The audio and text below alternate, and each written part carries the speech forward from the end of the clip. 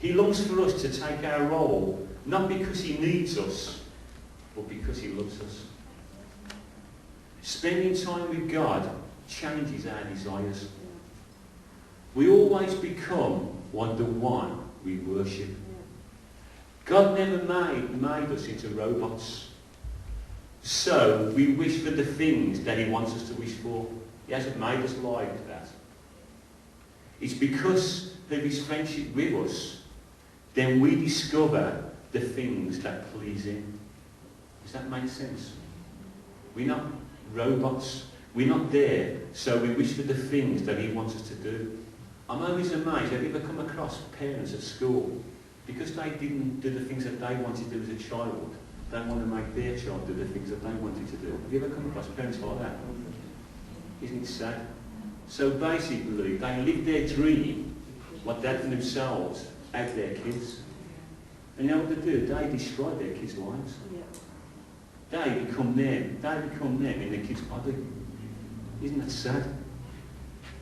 And that happens. You go to school, you parents tomorrow, you take your kids to school tomorrow, and the next week you'll see parents who are like that. They wanted to be the best dancer out, and they didn't make it. So they make sure their daughter dances. It's true. Or a footy player. Dad didn't make it. Dad didn't make it as a footy player. So what he does, he puts his body in his child's, his body in his son's, and tries to make him be the footballer that he never was. Isn't that sad? God is not like that, folks. God is not like that at all. Aren't you pleased, sir, that God is not like that? It's because of his friendship with us that we discover the things that please him. It's called the secret things of his heart. It's called the secret things of his heart. When we become born again, our nature changes, and it is our new nature that seeks to know God and to please God with our whole being. If we are born again, everything about us is a complete change, and everything we do now is to please God. Does that make sense? That's what it should be. If it isn't, folks, you've got to go on your knees and say, God, I'm sorry. Because that's what the new nature does. And if you don't do that, I'm not being offensive to you, I question if you're born again. Because that's what should happen to every believer, that everything that we do, we seek to know God and to please with all our whole being, with our thoughts, our ambitions, and our desires. God is sovereign, okay? God is sovereign, but we are assigned to co-labour with Christ, okay? We need to know that, church. Even though God is sovereign, he's not a cop-out for us. We have to co-labour. We have to co-labour with Christ in the kingdom. And as believers in Christ Jesus, we should encourage each other to live from the desires that are born in each one of us through our intimate fellowship with the Lord. My job is to encourage you to reach your full potential in God. That's what I'm here for. You know, I'm not here to lord you over and tell you what to do. That's not the job of a pastor. A job of a pastor is to encourage each one of you to reach your full potential in God. And it's no good coming to me and saying, Steve, I want to be a worship singer, and you can't even sing. You know, I'm not being rude, but that is not your gifting.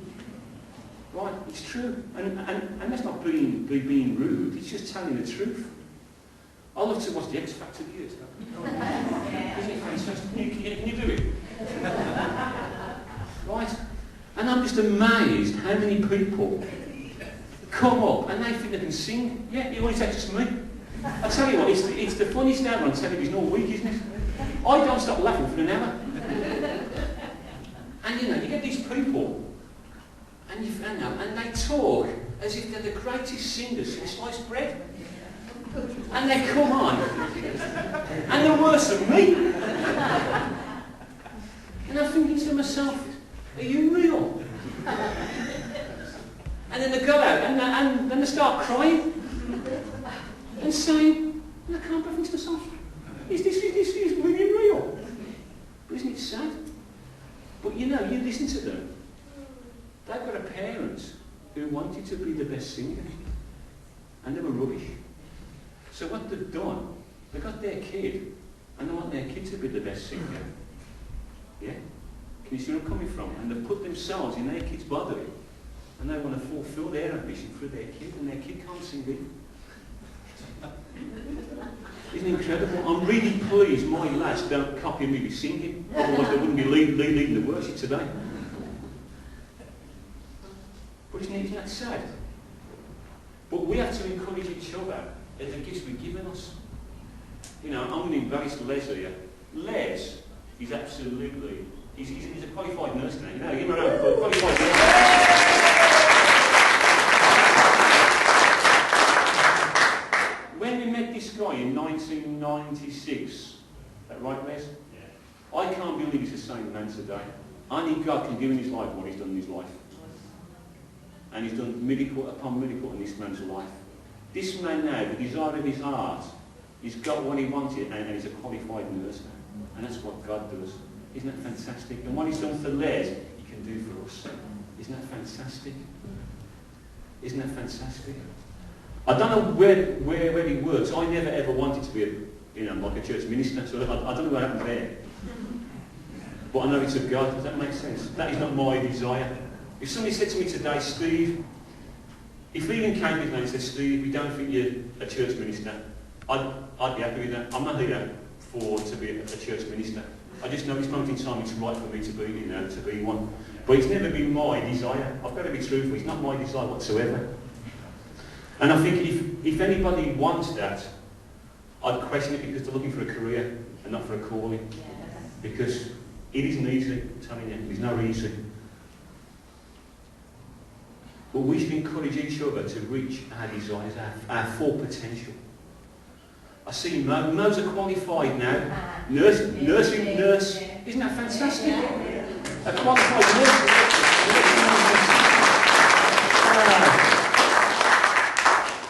Isn't that brilliant? It's fantastic. And only God could do that, couldn't you, Mo? Absolutely fantastic. Wow. Our God's amazing, isn't it? Yeah. I could go around every life here and say what God has done in your life. It's fantastic, isn't it? And what's Kay going to be in 5 years' time? Tell him, Kay. No! You just said you're going to university to be what? Do biochemistry. So is he going to be a biochemist, aren't you? Yeah. Well, that's the desire. So in 5 years' time, you will be a biochemist. That's your desire, isn't it? Yes. Well, that's it then. Fantastic. So in 5 years' time, on the 14th of September, 2013, we say Kay is now a biochemist. Isn't that fantastic? God is the Father of our dreams and abilities with each one of us.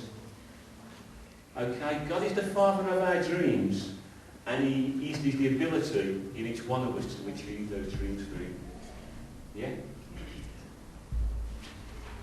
There is a difference between the entrance to the kingdom and life in the kingdom. Okay? An entrance, you go for the entrance, and then you've got life in the kingdom. Okay? I explain what I mean here. If you understand this, I just think it opens your mind more to God and what God can do in your life. We enter the kingdom through a narrow door. That door is Jesus Christ. Okay? If Jesus Christ is standing there and he's the door, whatever way we go, we're not going through the narrow door. We've got to go through the door of Jesus Christ. Okay? Got that so? Brilliant. The only way to find true life is complete abandonment to Him. But life in the kingdom, which is past the narrow gate, the narrow entrance of salvation in Christ Jesus alone, is completely different. Okay? Have you got the picture? You've got a door, it's like going into a big room. Okay? The kingdom is bigger on the inside than it is on the outside. Does that make sense? Can you see the picture? Say that again.